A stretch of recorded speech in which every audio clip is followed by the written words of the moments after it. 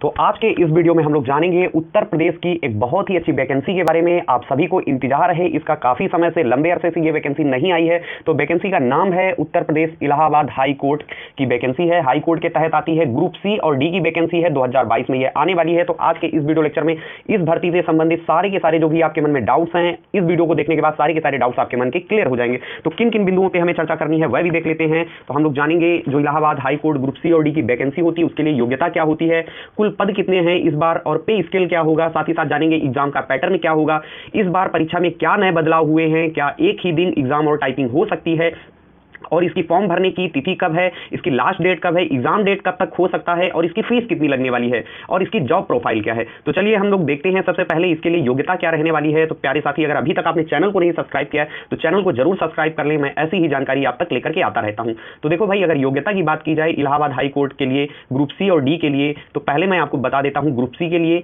क्या योग्यता रहने वाली है। तो ग्रुप सी की अगर बात की जाए तो ग्रुप सी के तहत आपके कुल 4 प्रकार के पद आते हैं। पहला जो है वह आता है आपका स्टेनोग्राफर का। जैसा कि आप देख रहे हैं, ये जो मैंने पिक डाली है ये इलाहाबाद हाई कोर्ट की जो ऑफिशियल वेबसाइट है वहां से ली गई है। अगर हम बात करें स्टेनोग्राफर की, तो स्टेनोग्राफर में आपका स्नातक मांगा जाता है, यानी कि अगर आपने ग्रेजुएशन कर रखा है और साथ ही साथ आपने स्टेनोग्राफी सीख रखी है और आपके पास ट्रिपल सी या इसके समकक्ष कोई भी डिप्लोमा है, तो आप इस भर्ती के लिए एलिजिबल हैं, आप इस पे आवेदन कर पाएंगे। इसके बाद में बात करें जो दूसरी वैकेंसी है जूनियर असिस्टेंट की या इसके समकक्ष जो भी पद हैं जैसे कि पेट अप्रेंटिस की, तो इसके लिए जो योग्यता रखी गई है ये है आपकी 10+2 और साथ ही साथ आपके पास ट्रिपल सी या इसके समकक्ष कोई भी डिप्लोमा होना चाहिए, कोई भी डिप्लोमा सर्टिफिकेट या फिर डिग्री होनी चाहिए। और इसमें जो ये दोनों पोस्टें हैं इनमें आपका टाइपिंग टेस्ट अनिवार्य है, यानी कि पहले जो होगा आपका रिटन टेस्ट होगा, रिटन टेस्ट क्वालिफाई करने के बाद आपकी टाइपिंग टेस्ट होगी। अब बात आ जाती है आधे से ज्यादा अभ्यर्थी यानी कि 50% लोगों ने ग्रेजुएशन भी कर रखा होगा और इंटरमीडिएट भी आधे से ज्यादा लोग होंगे जो ये वीडियो देख रहे होंगे। अब बात आ जाती है ट्रिपल सी की। अगर आपके पास अभी तक ट्रिपल सी का सर्टिफिकेट नहीं है तो आप अभी ऑनलाइन कर दीजिए। अगर ट्रिपल सी में कोई दिक्कत आती है तो कमेंट बॉक्स में आप टाइप करिएगा, मैं उसका भी निदान करूंगा, क्योंकि जो ट्रिपल सी का पेपर होता है वो 1 से 1.5 महीने के भीतर ही हो जाता है। अगर ये वैकेंसी आती है और ट्रिपल सी की वजह से आप रह जाते हैं तो ये आपके लिए बहुत ही ज्यादा कष्टकारी होने वाला है। इसके बाद बात करते हैं ड्राइवर के बारे में। तो जो ड्राइवर के बारे में योग्यता रखी गई है ड्राइवर की पोस्ट के लिए वह है आपकी 10, मतलब 10th पास हो और साथ ही साथ में आपका 4 व्हीलर का लाइसेंस होना चाहिए और 3 साल का आपके पास एक्सपीरियंस होना चाहिए गाड़ी चलाने का। तो आई होप जो ग्रुप सी के तहत वैकेंसी आती है इनके पोस्टों के बारे में और इनकी जो योग्यता है सारी की सारी चीजें स्पष्ट हो गई होंगी। अगर आयु की बात करें ग्रुप सी और डी के लिए तो आयु आपकी 18 से 40 वर्ष के लिए होती है और इसके बाद में कैटेगरी वाइज सबको अलग अलग छूट दी जाती है। इसके बाद में हम लोग बात करते हैं जो ग्रुप डी की वैकेंसी आती है इसमें क्या योग्यता होती है, कौन सा सर्टिफिकेट मांगते हैं, चलिए देखते हैं ग्रुप डी के लिए। तो ग्रुप डी के तहत जो वैकेंसी आती है वह है आपकी ट्यूबवेल ऑपरेटर। ठीक है, अब जाहिर सी बात है भाई, ट्यूबवेल ऑपरेटर की अगर बात करेगा तो यहां पर आपसे आईटीआई लगा देगा। क्या लगा देगा? आईटीआई की मांग करता है, आईटीआई का सर्टिफिकेट आपके पास होना चाहिए। तो यहां पर जैसा कि आप देख रहे हो जूनियर हाई स्कूल और साथ ही साथ में यहां पर लिखा है आईटीआई सर्टिफिकेट, यानी कि ट्यूबवेल ऑपरेटर की बात करें और इलेक्ट्रीशियन की बात करें तो आपके पास 10+ आईटीआई सर्टिफिकेट इलेक्ट्रीशियन में होना चाहिए। इसके बाद प्रोसेसर सर्वर की बात करें तो ये है आपका 10 पास होना चाहिए। क्या होना चाहिए? 10 पास होना चाहिए। अर्दली प्यून, ऑफिस प्यून, इनके लिए 8वीं पास योग्यता मांगी जाती है। इसके बाद चौकीदार और स्वीपर, माली, इन सब के लिए भी आपकी 8वीं पास योग्यता मांगी जाती है। तो आई होप यहां तक आपको चीजें समझ में आ गई होंगी, ग्रुप सी के लिए क्या योग्यता रहने वाली है और ग्रुप डी के लिए क्या योग्यता रहने वाली है। एज की अगर बात करें तो एज सबका 18 से 40 है और इसके बाद में अलग अलग कैटेगरी वाइज सबको आयु में छूट मिलती है। इसके बाद में हम लोग यहां पर देख लेते हैं पे स्केल और इसके इस बार के कुल पद कितने हैं। तो पे स्केल की प्यारे साथी अगर बात करें, या पहले हम लोग यहां पे पदों की बात करते हैं, तो जो आपके इस बार के कुल पद होने वाले हैं वो लगभग आपके 2000 होंगे। ठीक है, कितने होंगे? 2000 पद होंगे। इसमें आपका ग्रुप सी भी इंक्लूड होगा और ग्रुप डी भी इंक्लूड होगा।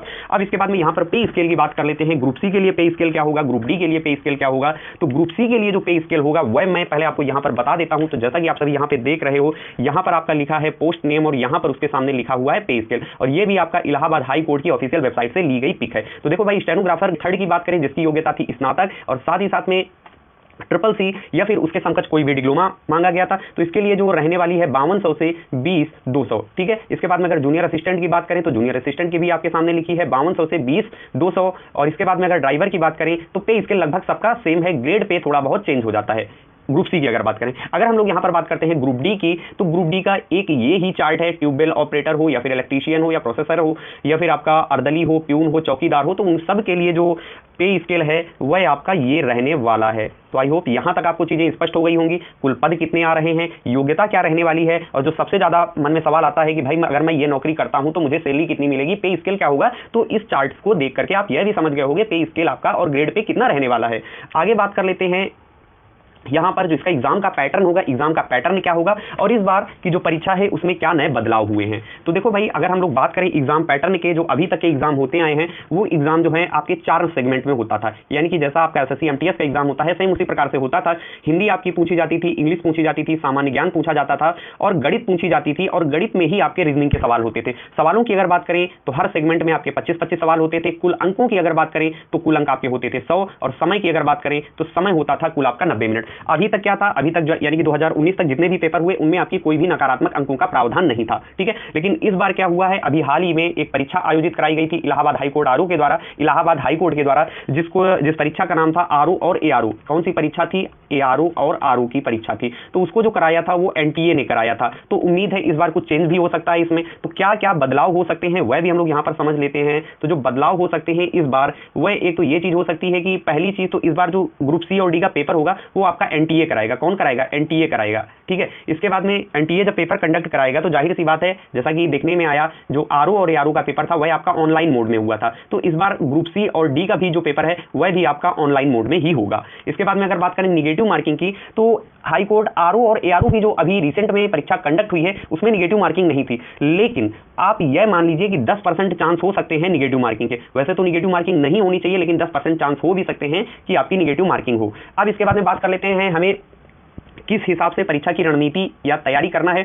तो ये जो सब्जेक्ट है यहाँ पर, ये जो पिछला पैटर्न था, पैटर्न आपका वही रहेगा, बस कुछ ही चीजें आपकी बदल सकती हैं, ठीक है ना। पैटर्न आपका वही रहेगा, कुछ ही चीजें हो सकता है कि आपकी बदले। यानी कि हिंदी आनी है तो हिंदी के लिए आप आदित्य पब्लिकेशन की बुक ले लीजिए, बहुत ही अच्छी बुक है। अगर आप उसको पूरा पढ़ लेते हैं तो आप हिंदी आराम से कवर कर सकते हैं। इंग्लिश की अगर बात की जाए तो इंग्लिश के लिए आप एसटी बक्सी पढ़ सकते हैं, बहुत ही अच्छी बुक है। और स्पेशली इलाहाबाद हाईकोर्ट के लिए एससी बक्सी बेस्ट बुक है। सामान्य ज्ञान में बहुत सारी बुकें हैं, घटना चक्र से पढ़ सकते हैं, लूसेंट से पढ़ सकते हैं, और गणित के लिए भी बहुत सारी बुकें हैं। अगर आपको बुक्स के बारे में कोई जानकारी चाहिए तो कमेंट बॉक्स में आप टाइप कर दीजिएगा, मैं उस पर भी एक वीडियो बना दूंगा। अब ये जो सबसे ज्यादा सवाल लोगों के मन में कौन रहा है, क्या जिस दिन एग्जाम होगा उसी दिन टाइपिंग टेस्ट होगा? तो उम्मीद यही जताई जा रही है, उम्मीद यही लगाई जा रही है, क्योंकि जो अभी रिसेंट में आपका आरओ और एआरओ की परीक्षा हुई थी उसमें एक ही दिन में आपका टाइपिंग टेस्ट करवा लिया गया था। तो इस बार भी हो सकता है, क्योंकि जो एग्जाम कंडक्टिंग एजेंसी है वो आपका एनटीए है, तो हो सकता है जिस दिन आपका एग्जाम हो, सुबह टाइम आपका एग्जाम हो और शाम की पाली में आपका टाइपिंग टेस्ट करवा लिया जाए। तो सबसे ज्यादा जरूरी है कि अभी आप इस चीज पे फोकस करिए, टाइपिंग तो करिए और साथ ही साथ में अपने एग्जाम को लेकर यानी कि इस पैटर्न को भी फॉलो करिए।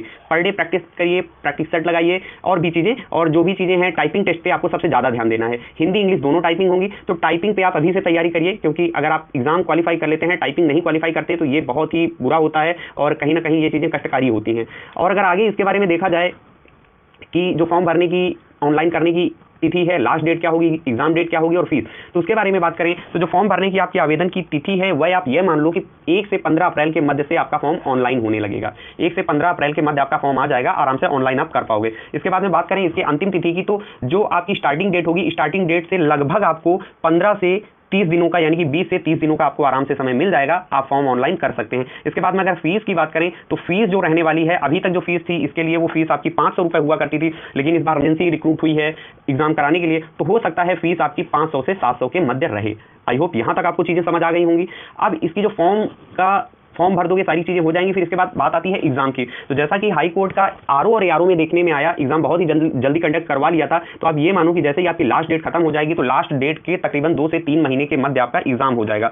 तो सबसे ज्यादा यहां पर जो ध्यान देने वाली बात है, एग्जाम तो आप क्वालिफाई कर लोगे ग्रुप सी का, ग्रुप डी में तो सिर्फ एक ही एग्जाम होना है, लेकिन ग्रुप सी में जो सबसे ज्यादा इंपॉर्टेंट है वह है आपका टाइपिंग टेस्ट। तो अभी से आप टाइपिंग टेस्ट पे ध्यान दो। अगर टाइपिंग से रिलेटेड आपको कोई भी समस्या है, कमेंट बॉक्स आप ही के लिए है, कमेंट बॉक्स में टाइप करिए, मैं आपकी उस समस्या का भी निदान करूंगा, बताऊंगा आपको कि आपको टाइपिंग करते समय किन किन चीजों का ध्यान रखना चाहिए, क्या सावधानियां करनी चाहिए, सारी की सारी चीजें मैं आपको बताऊंगा। इसके बाद में बात करते हैं जॉब प्रोफाइल क्या है। तो भाई अगर आपको अच्छे अंक मिल जाते हैं तो आपको अपने गृह जनपद पे ही इसमें पोस्टिंग मिल जाती है, जो आपके गृह जनपद में सिविल कोर्ट होता है। लेकिन इसमें थोड़ा सा यह देखा गया है कि इसमें वर्कलोड अधिक होता है, यानी कि जॉब तो आपकी सरकारी है लेकिन वर्कलोड अधिक होता है। लेकिन कहीं ना कहीं सरकारी जॉब है तो सम्मान की नौकरी है, एक अच्छी नौकरी है। तो आई होप सारी की सारी चीजें आपको समझ में आई होंगी। अगर चीजें आपको समझ में आई हैं तो वीडियो को जरूर लाइक कर दीजिएगा, चैनल को सब्सक्राइब कर दीजिएगा और जितना ज्यादा हो सके अपने दोस्तों के साथ वीडियो को शेयर कर दीजिएगा। अगर अभी भी आपके मन में कोई भी डाउट है इलाहाबाद हाईकोर्ट ग्रुप सी और डी से लेकर के वैकेंसी को लेकर के कि भाई मैं टाइपिंग कैसे करूं, अभी मैंने ट्रिपल सी के लिए आवेदन नहीं किया है, मेरे पास कंप्यूटर से रिलेटेड कोई डिप्लोमा नहीं है, कोई भी अगर आपके मन में डाउट है तो कमेंट बॉक्स आप ही के लिए है, आप कमेंट बॉक्स में टाइप करिए, मैं एक एक कमेंट का